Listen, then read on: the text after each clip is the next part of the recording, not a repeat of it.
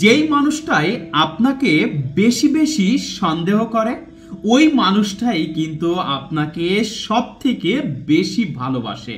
যেই মানুষটা আপনাকে একটু বেশি শাসন করে ঠিক ওই মানুষটাই নীরবে বসে আপনার জন্যই বেশি আফসোস করে। আসলে সন্দেহ আর শাসন করা মানুষগুলো কিন্তু খারাপ হয় না, তারা এই কাজগুলো করে কারণ তারা আপনাকে কখনো হারাতে চায় না। আর এগুলো যদি আপনি পেইন মনে করেন তাহলে আসলে আপনি অনেক বোকা। আসলে সত্য কথা বলতে সত্যিকারের ভালোবাসা পাওয়া অনেক কঠিন। এগুলো আসলে টাকা দিয়ে কিনতে পাওয়া যায় না, এটা একমাত্র ভাগ্যে পাওয়া যায়। যে আপনাকে বেশি সন্দেহ করে আসলে সে কিন্তু আপনার ভাগ কখনোই কাউকে দিতে চাইবে না।